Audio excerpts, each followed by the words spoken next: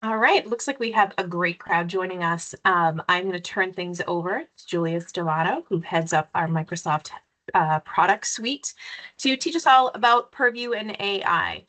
Before we get started, a few housekeeping items. Both our chat and our QA function are open, so please feel free. We enjoy these webinars to be conversational, so interrupt if you have any questions or if there's anything we can help you with along the way. And with that, I will introduce Julius and Rich Itri, our Chief Innovation Officer, to get us started. Thanks, Jen, and welcome everyone. We know everyone has a busy day, so glad to see we have a great crowd here today. Julius is going to walk through, how to stay compliant on, your data strategy going forward, how to secure your data better as you begin to think about leveraging AI tooling, but also just more broadly, right? Data protection has never been more important. Extremely hard to kind of keep your arms around your information. And the good news is that Microsoft has really put together a solid solution to help you do that. And we've done a lot of work with clients over the last year and a half with Purview, and Julius will share some of those experiences today. But I think a lot of this functionality comes with your Microsoft licensing. If you are on Microsoft 365 E5, you get all of this technology, right, as part of that licensing. And that's the real value in thinking about this. The cost factor to secure this data has never been lower, right? So the tools are there. The implementation, takes a bit of work, and there's a bit of lift, and Julius and I will probably talk a little bit about that, today. But, I think the barrier to entry has been lowered, and the importance, right, has never been higher. So with that, I'll let Julius kind of kick things off.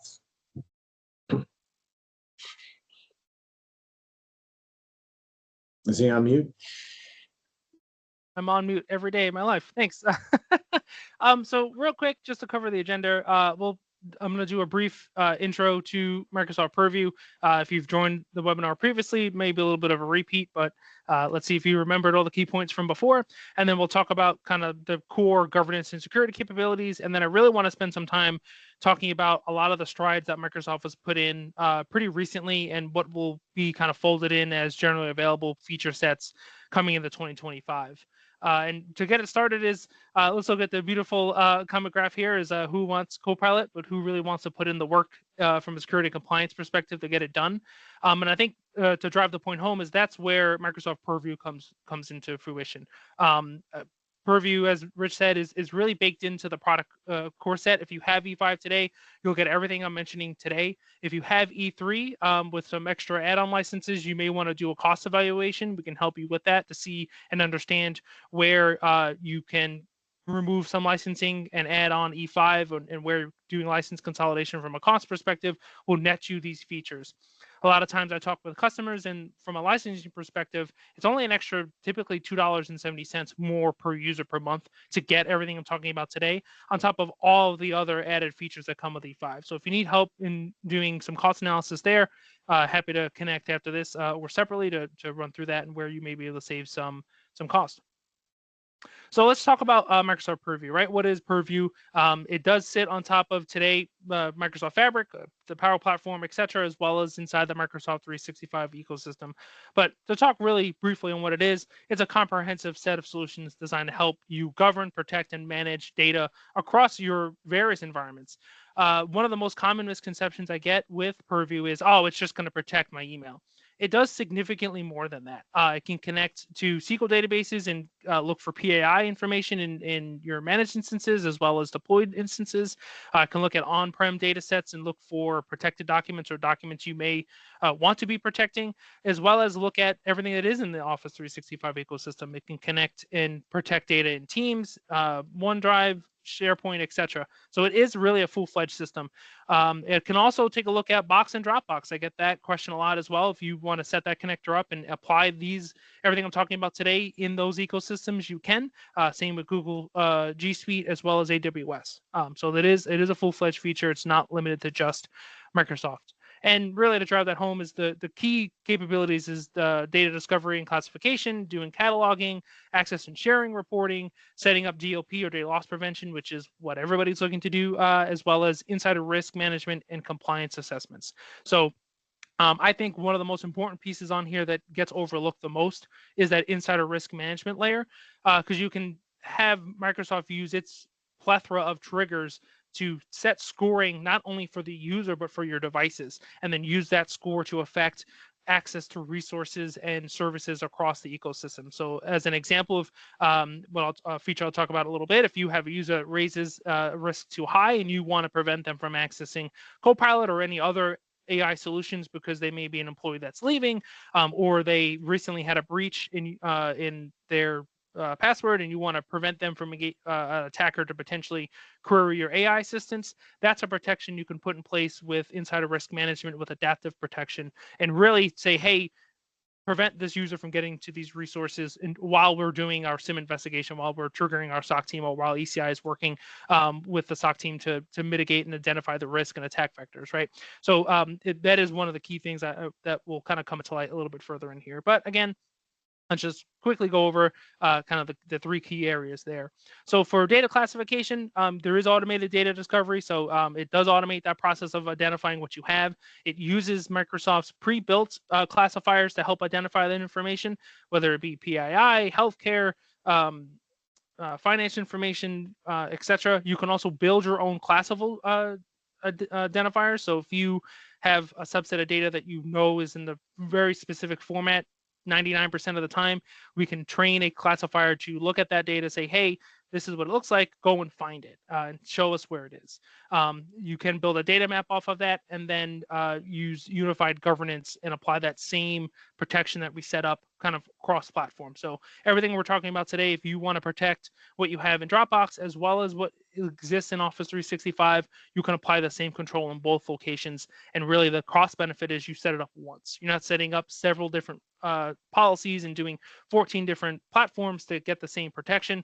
It's literally turn on the connector, turn on your DLP and your classification rules, do some tuning, and you get governance and security controls.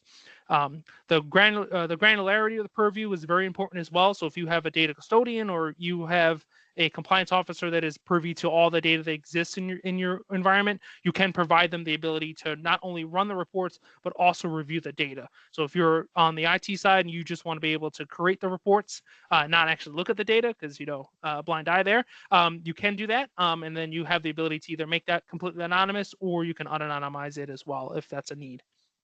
From a data discovery perspective, as I mentioned, there's a built-in plethora of over 200 built-in classifiers. More have been added recently as well, which I'll cover a little bit later. And you do have that ability to do custom classifications. One thing I do want to highlight is this idea that you have to have data labels in order for you to apply DLP controls and get reporting. That's not the case. If you don't want to burden your users with doing labeling or configure policies around auto labeling, and you really just want to look at what data exists and apply some protection around some of the common PII scenarios or people trying to share credentials in the organization, you can put those blocks in place today and not have to really delve too far into labeling. That helps with your speed and agility to get what we're talking about here deployed, as well as kind of get people understanding and prepped for, hey, let's get labeling deployed in the term. So you can have a very easy win today and really drive the business towards a full tilt solution further down the road. And then lastly, for data privacy is at DLP level again, as well as the information protection, which again discovers, classifies, and protects sensitive data, as well as you can do data lifecycle management. So in this grand scheme of AI, right? What's the most important piece is that your data is not old, it's not stale.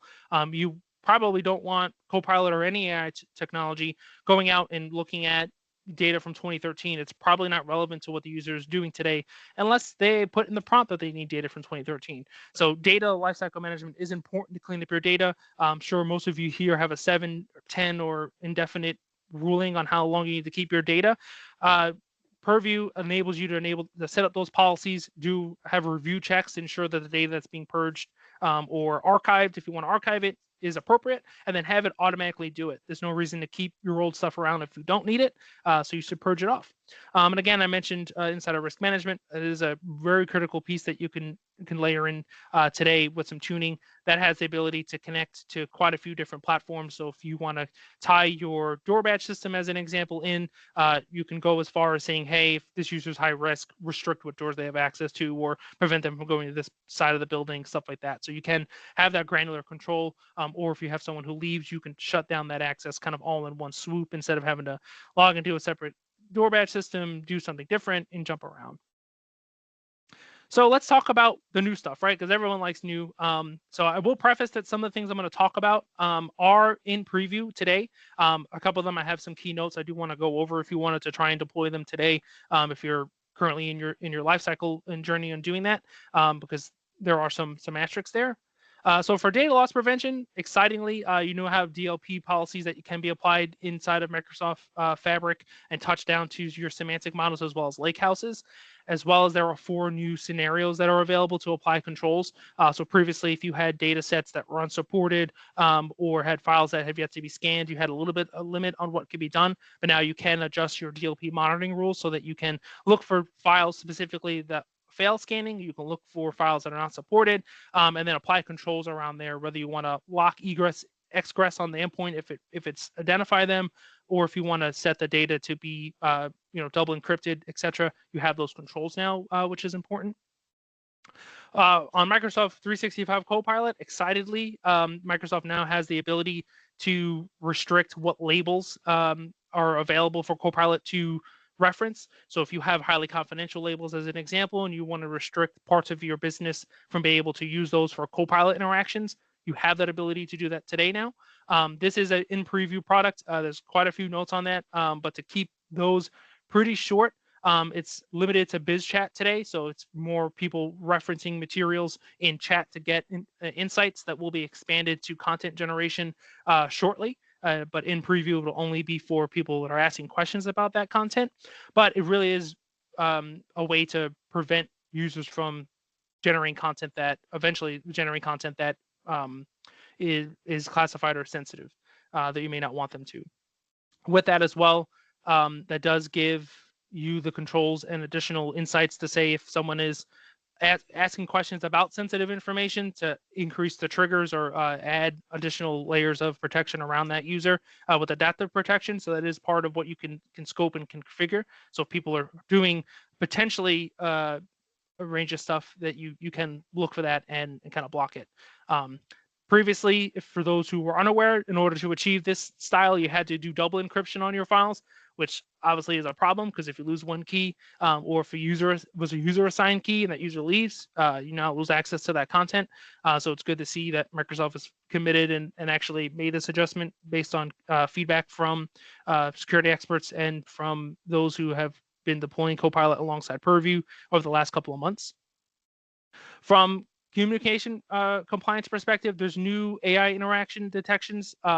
So you do have the ability now to look at not just Copilot, but any non-Microsoft connected AI applications and look at activity that is being generated. So if you want to have communication compliance set up around people prompting Bard, ChatGPT, any of the other models that are available, you can set up the controls to look at that, capture it, and retain it if that's something that you want to be able to do. You can also now detect harmful prompts. So it'll look and understand if the user prompt is the one that is generated as harmful, or if the AI side actually is the one that would have generated it, and it'll trigger and flag and generate alerts and prompting and monitoring around that as well. So that extension is important because it's not, again, only Copilot interactions, but all other AI interactions.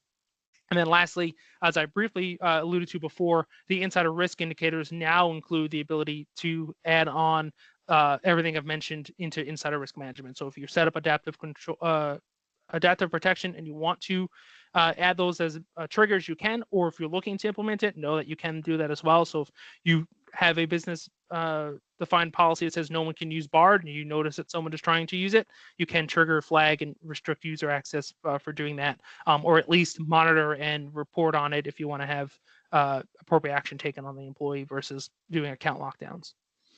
From a data lifecycle management, excitedly, for those who were not aware, you used to have to retain both your team's messages and Copilot interactions in the same retention policy, which in some cases is not ideal. But if you are an organization that wants to just retain Copilot interactions, that's now available. It is in preview, but will be generally available starting in January. So you don't have to have them in the same policy. So you can separate them and retain just the Copilot interactions.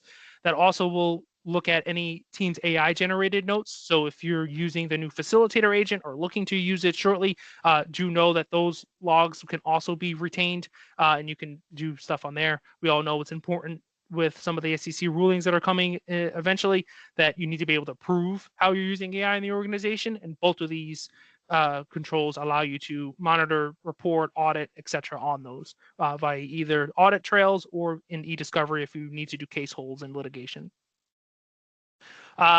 Microsoft's Purview AI Hub, which I think was a better name than silly kind of DSPM or Data Security Posture Management for AI. Microsoft's marketing team could use some work.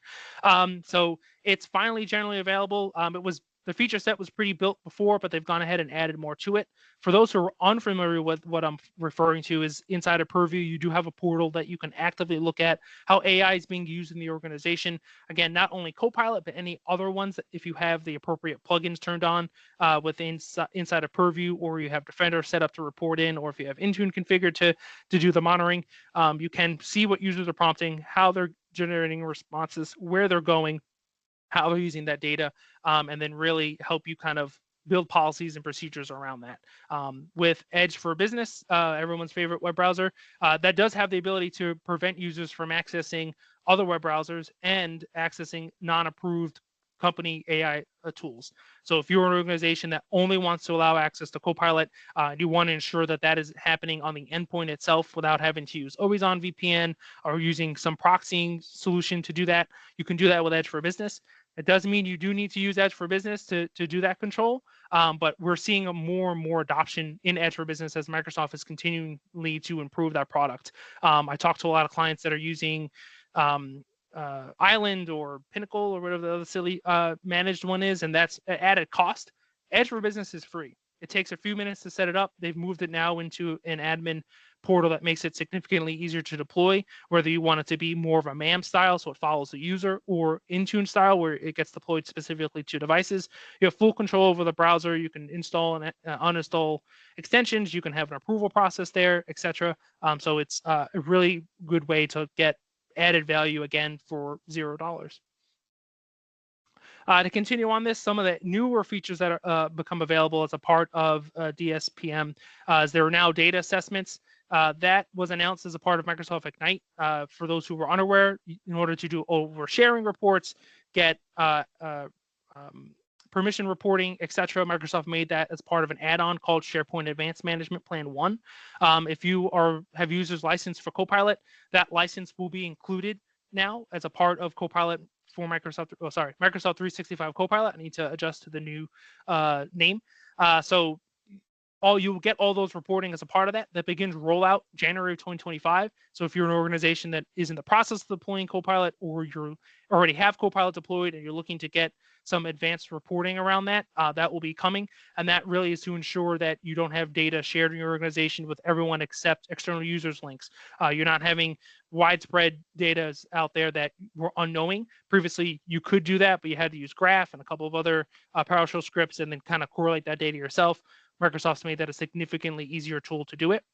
You also then get access to SharePoint restricted search, as well as SharePoint, what's the name? It's RCS. So you get the ability now to look at sites, libraries, etc., and restrict Copilot from being able to access that data. That is meant to be a temporary solution. So if you're an organization that has a lot in SharePoint, you're looking to get Copilot rolled out, but you're worried that you may have some sites with sensitive information, you can turn that protection on or do restricted access groups. That's the acronym. Sorry, I said RCS is RSG. So you can set groups now on specific sites and say only this group has access to the content. Doesn't matter who's created share links, doesn't matter where those links go. So you can very quickly lock stuff down for sensitive locations and then do access reviews if you want to reopen that up. If you're using SharePoint restricted search today, long term, I advise you to not do that. Start switching that off. That does affect how indexing works. It does affect how standard search functions inside of Microsoft 365 function if you're using unified search across the applications, as well as using Copilot to generate any content.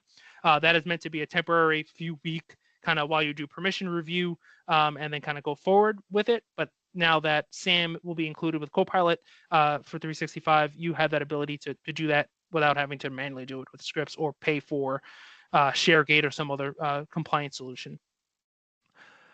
There is now extended support for other AI chats, as I mentioned, AI tools. As I mentioned before, it had the ability to look at Bard, Copilot, etc. You now have the ability to look at what is happening inside of custom Copilots with that same tool, as well as the ability to look at how people are interacting with specific AI experiences within inside of Microsoft Teams.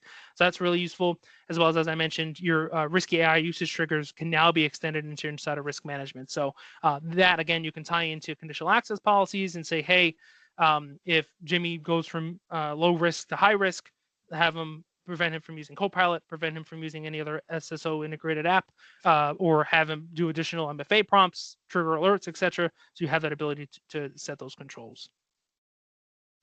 Excitedly for sensitivity labels, this is also a preview product that will be generally available at the beginning of 2025, as you have the ability to extend permissions now down to downloaded documents. What I mean by that is you can configure libraries so that when a user downloads a document, even if it's read-only, that it will retain permissions as well as hard set the label on the document itself. So that prevents the user from changing the label, adjusting it, doing anything from that perspective to try and express data. So that's an important change. It's great to see that Microsoft's finally done that for read-only files. So you can extend those permissions to the file, and that will do a check-in every time that the user has looks to open the file or access content that's in it. It also applies if a user takes that file offline and is trying to use it with other AI tools. It'll trigger alerts. It'll prevent those AI solutions from using the file, and etc. It's important as well for those who are doing offline syncing, because if user permission gets removed from the file, although the file may remain on the endpoint, the user will be unable to access it if their permission gets removed. So it's a super important thing to come on finally and see that Microsoft's made that stride for it. It also prevents, you can also set it to prevent files that live in a library from being copied or moved to a different library or location. So if you have an HR share and they're setting up a one for transit benefits, and there are some files they want to be able to move over, you can prevent specific files from moving and prevent accidental data loss or accidental data exposure. So it's great to see kind of that come in the pipe. And then kind of last but not least, the last kind of three features that I do think are notable is for device onboarding. So data loss prevention with just-in-time protection. Very long term, very long acronym, is now supported on the three most supported releases of macOS. So if you have Macs in your environment, you want to have labels apply just-in-time protection, similar to what I mentioned before. That's now available. So that can also extend now into Defender. So if you're deploying Defender on macOS, you can use it to prevent egress, egress of that data prior to it being scanned or prior to evaluation. macOS was always a little bit straggling in the Purview side, and this was one of the big key features that was straggling, and it's great to see it there. For those who are unaware on the just-in-time access piece, it is a way to temporarily block access to either the endpoint or to the file while it's doing a policy review. For Windows endpoints, you can actually set them to download and cache the policies, so you can do stuff offline, but that was something that wasn't available on macOS, and it's good to kind of see that come to fruition. For e-discovery, there's now new export and import functions for premium and non-premium users. So if you don't have E5 licensing and you're not using e-discovery premium, the standard one does have the ability to get additional information on how Microsoft 365 Copilot is being used, as well as it is significantly faster than it used to be. So if you are someone who uses that regularly, go ahead and give that a whack. And then kind of finally, there are two new trainable classifiers, as I mentioned before. Prompt Shields, which detects adversarial user input attacks in LLMs via trainable classifier definitions, as well as protected materials. So you can look at the specific text that may be protected under copyright or branding laws and block that either, again, from being content that Copilot or other AI tools generate, or prevent users kind of from using that perspective. That being said, this kind of was a lot, kind of open for questions if anybody has any. I know that Rich and Brian and I have had kind of fun with Purview for a lot of clients and prospects in the kind of expansion of AI. And it's good to see Microsoft offering a solution that is baked in. And I think that's really one of the biggest sellers is this is something, again, included with your licensing. There's really not much extra you need to do from making sure it's there, as well as it can very much protect how data moves kind of laterally in your organization, whether you want to prevent it from escaping internally or externally. And they do have a lot of options around labeling, not labeling, etc. So Julius, a bit of a technical question, which I think I get quite a bit, and I know you probably get, and Brian, is like, how does all of this work, right? You have your data that's sitting in the cloud, right? You have data that might be on an endpoint or information that's in SharePoint. Like, how is Microsoft extending its capabilities, right, to these other platforms, these other SaaS systems, and so on? I think it might be helpful to talk about like Defender on the endpoint and Cloud App Defender, and how Microsoft, inherently likes to integrate these things to make it all work together. Yeah, that's a great question. So there's a couple of different ways that you can roll out Purview is kind of the way to look at it. The recommended approach is to leverage Intune with Microsoft Defender for Endpoint and the Purview kind of baked in capabilities that come with the products. So previously you had to deploy an agent, and then that agent is what reported into Purview. One, it was clunky. Two, you could get around it. And three, just wasn't all that great. Microsoft identified that, and about 2 years ago or so now, they moved it so Purview is actually baked into the applications. So if you want to get some basic Purview options, you can do that with just kind of the built-in capabilities, not much extra you need to do. But if you really want the full tilt of everything that I'm talking about today, really the path is to make sure all your endpoints are in Intune, set them to onboard with Defender. Defender is actually on your endpoints, whether you know it or not, even though it is not registered as your security provider in Windows 10 or 11. Microsoft is still getting that telemetry data, so you might as well capture that yourself and do something with it. Passive mode just means it's not actively doing anything, although most security vendors now do support Defender running in active. So if you want to, run CrowdStrike alongside Defender, which is kind of now Microsoft's recommendation with how they're splitting the OS, but you can do that. But when you do Defender with Intune, and then you have all the connectors in the different portals set up to talk, it will just kind of transfer that information across. There's nothing extra you need to do. There's no having to import, export, look at review logs manually, etc. Microsoft kind of correlates that all for you and hydrates those portals automatically, so that you can make informed decisions on Cloud App Defender or Cloud App Security, or looking at security postures. And it really enables that. And then once you have Defender there, you don't have to monkey with various web browser plugins and etc. It just kind of natively goes there. And again, you can do it passive versus active.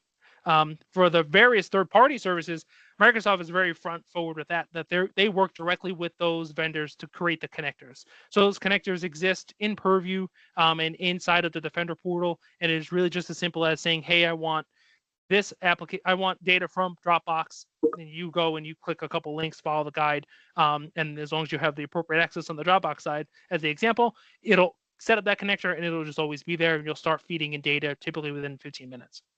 No. Julius, another question we often get is, like, people, when you start talking about data security and engaging with the business, owners of the data, it could be a little overwhelming, right? Like, we know everybody's busy. To sit there and think through like how to classify data, and then how to train and enable, the organization.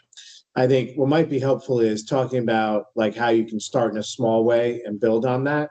And I think some of the power of the auto labeling, like once you agree on some rules and being able to roll those out, I often think of very simple use cases when I talk with clients around, there's certain data that you never want to leave your four walls. Start there, right? You could flag that data automatically, and then rest assured that that data can never leave your organization, right? Just some basic, starting points. But if you want to elaborate on that a little bit, because I think that's often the hurdle in like people wanting to, get started.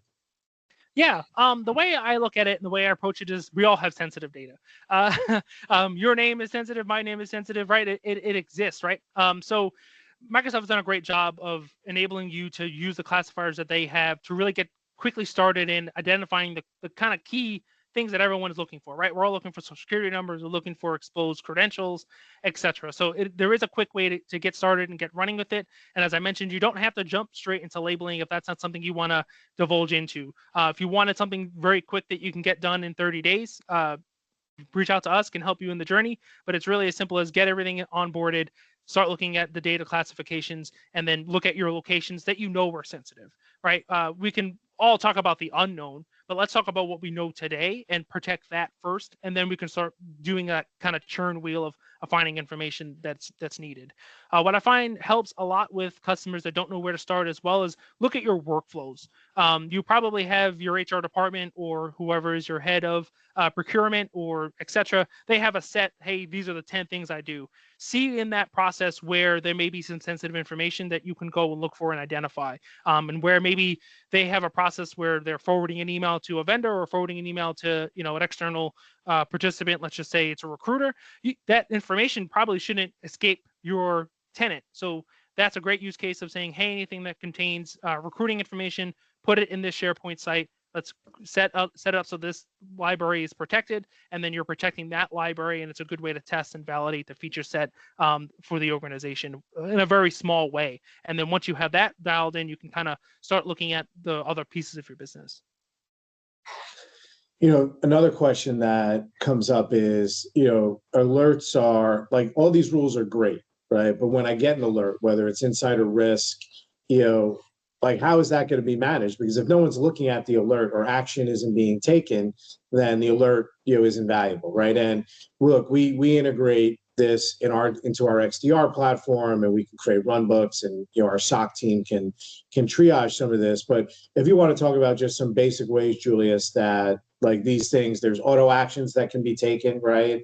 And there's alerts and things that can be like escalated. I think that can be helpful as well. Yeah, and that really leads into what I mentioned around adaptive protection. It's called that for a reason. It uses that score based on user activity and other aspects that Microsoft fully discloses, and kind of identifies kind of what's happening with the user. And if a user gets high risk, you have the ability to control, again, do you prevent that user from logging in? Do you stop them from doing something? Do you do a first kind of MFA check to make sure that that user is really who they say they are? And then it will auto kind of resolve itself in a sense where, let's say Jimmy doesn't normally access content, but his boss told him to do it, and he starts accessing that data. You have the ability to say, when that user gets elevated risk, notify the manager that it's elevated risk, and then he has an approval process to say, yeah, this is expected or not, and then give the hands over to the management side. Or if you want it to be, as I mentioned, you can say, hey, do another MFA prompt, validate, make that a completely new session, etc. And if that person's validated, it'll lower the user's risk score back down as that semi-expected behavior. And now you're not adding an alert to the chain, you're not adding anything extra. It's kind of an auto, hey, user was high risk, user validated who they were, and move from there. With that, you can layer in certificates and fob keys and all the other kind of plethora of identification areas that you can layer in that you would want to, whether you're using YubiKey, Secure W2, etc. So that are all metrics that it will use to identify that stuff and really remediate it. From the governance side, what I really like is the Entra ID governance and security access reviews. So that's a great tool that you can go and turn on and really review your groups. We all have groups that have external users in it. Employees are no longer here. Really, the purpose of that product is to ensure that you're doing the review process that you'll probably all say that you do on your insurance waivers and your DDQs, but really automate that. And again, it's a very simple, the end user gets a link, they click, they do what they got to do. And then from an auditing perspective, if you ever want to review that, it's stored. That's all logged, it's all reviewable. But it is important that you do a little bit level of tuning and get kind of a SOC or your SIM solution to identify those, ingest them, and put that as a kind of key metric to be used as a part of user activity. Because then we've seen it where user elevates high risk on the Microsoft side, but some SIM and SOC teams, I won't mention names, don't immediately see that because that's not data they're feeding in to their tool. So you can feed the Cloud App Defender pieces in there. You can feed it inside of risk management, and you can look at specific apps if that's something you want to do. Another good example is we had a client that had to meet SOC 2 requirements. They also had to clean up all their app usage for SOC 2 compliance. And with the native tools available to Microsoft, we saw that some third office here in Chicago, where I'm located, they were using a door system that was not SOC 2 compliant. Came up flagged by IP, flagged by domain that was in use, and it was a very quick way to say, hey, you need to trash that vendor, and here's your SOC 2, here are SOC 2 compliant products. Go and deploy those. So it's a very quick way to go from something to something more, or nothing to something. Julius, I'm enjoying throwing these questions out there today, because I'm used to getting them, right? So it's nice to be the one that's asking them. The other one that comes up, which you I think touched on briefly, which is probably worth exploring a little further, is oftentimes there's reservations about when you move to SharePoint, sharing data externally, because you're creating a conduit, right, for data to leave the organization, right? And you mentioned some of the functionality around being able to review external permissions on a regular basis. But just talk a little bit about how Purview can enable external sharing effectively and give organizations comfort around sharing content that way. Yeah, it comes up all the time. And really what it comes down to is when you're configuring Purview and you set up labeling around that, you have control to dictate what that label means. Whether that label is strictly for internal, allows for external, you have to define permissions. It's important that you look at that and kind of define a little bit around the strategy of what label strategy you kind of want to do. We do a lot of that here. I know Brian and the group that sit under me do that constantly, and there's a little bit of tweaking and fine tuning involved there. But the beauty of what you're doing, right, is you can set it so that the content never leaves SharePoint, so that when external participants are accessing the content, they are only accessing it either via the web, or they're only getting some parts of the content that exists there. And you can build those labels to automatically set up watermarking. You can set it up so that there's alerts around it, so that if you don't want data to hop, in a sense, you can either alert on that or even prevent it.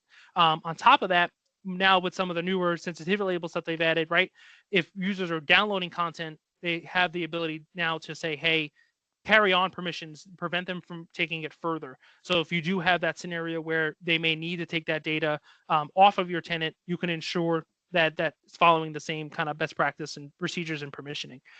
So it's real fun. And it really does kind of allow you to collaborate externally, but still make sure that your data is safeguarded and you're getting, importantly, the audit logging around that and the security around there.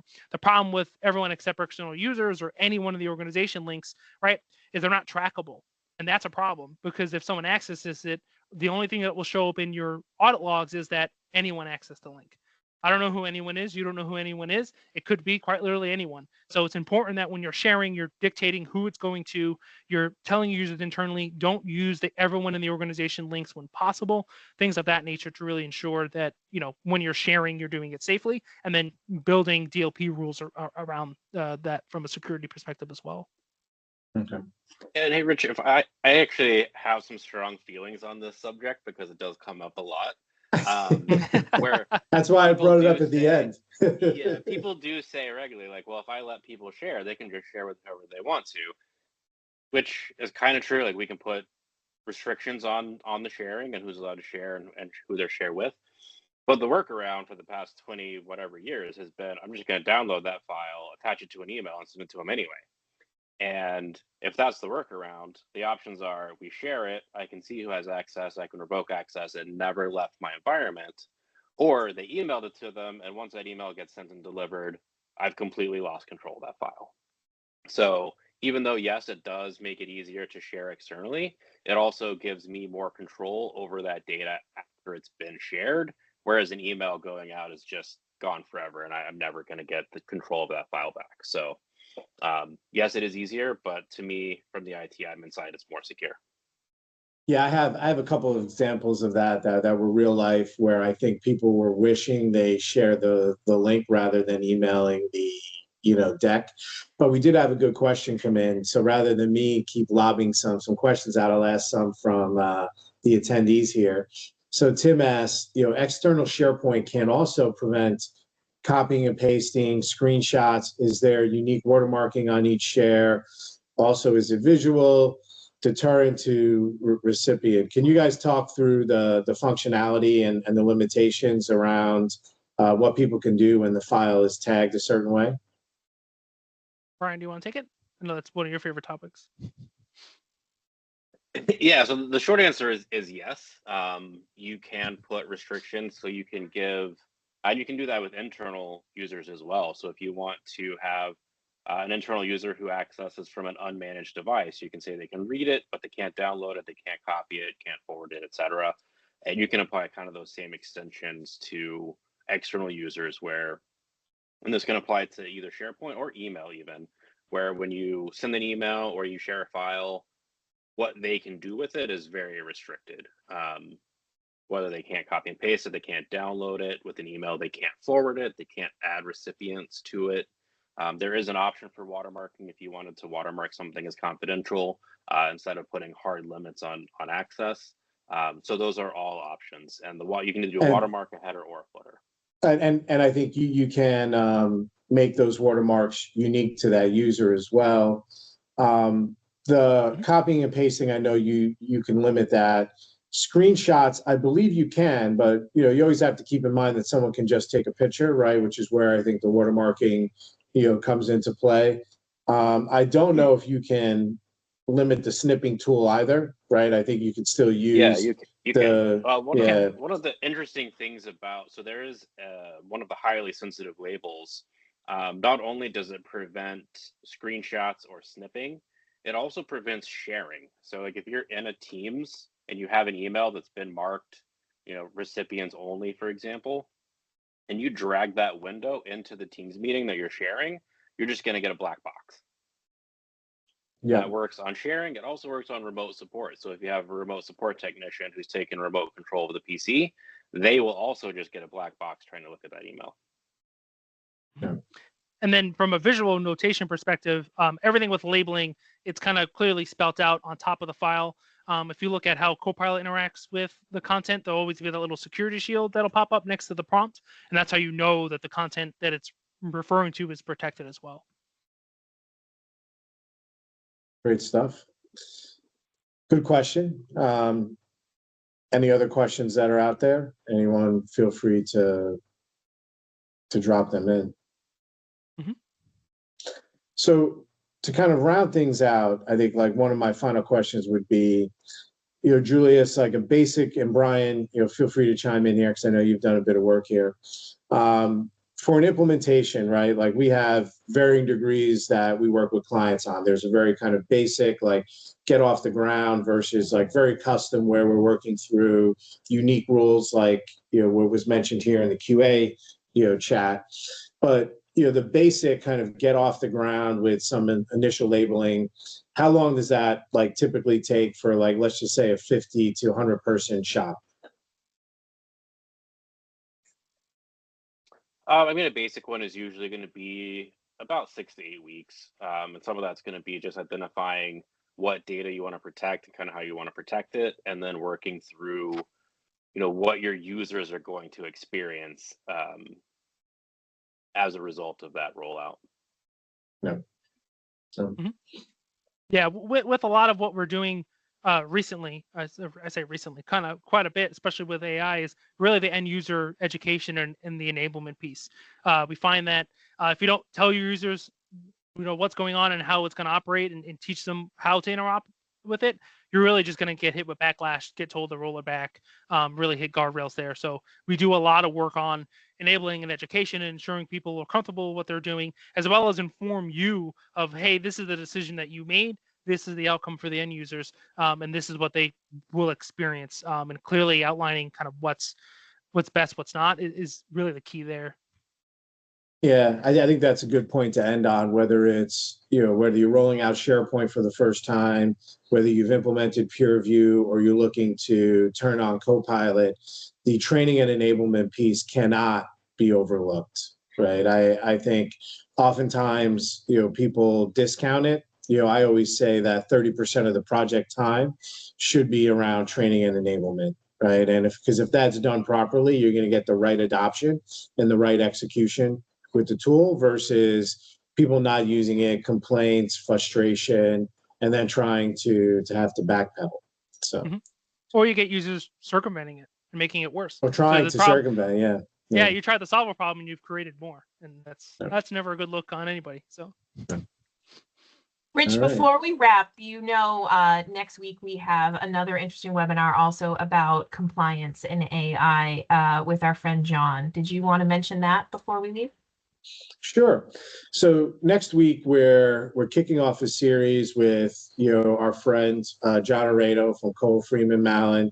John is a legal expert on cybersecurity and AI, and John and I are going to be talking through security and compliance around AI. We're not going to dive into like Purview as much as Julius did today, but talk more broadly about what we see the regulators are looking for. So regulators are in shops looking at how people are using AI. They're going to be building, some rules around it, over the next year, and really how look, getting over that security and compliance hurdle, right, allows you to enable AI. So John and I are going to talk a lot about how to get your policies in place. What does that mean to your existing policies? And then how you can align some of your technology tools with it to make sure that you're actually meeting what you say you're doing in those policies, right? Because the most important thing when you have a policy is, right, to make sure that you can measure and show that you're actually executing on those policies and you have the right controls in place. So I think it's going to be a great webinar. John and I plan on doing a series of these. It's very hard to cover like everything in one, but next week we're going to kick off the first version of that. So thanks for reminding me, Jen. Of course, of course. And all of you should receive an invitation to that webinar shortly, probably by tomorrow morning. Great stuff. Well, thanks, Julius. Thanks, Brian. Thanks, Jen, for getting this kicked off. I think it was great. I always enjoy, these. I think people get a lot of value out of them. If you have any questions, you want to follow up with something, feel free to reach out to us. We're here to help you support you in this journey. We know it's not easy, and there's often a lot of questions around how to get started, and we're willing to dive into the detail with you. So, thank you. Thanks all.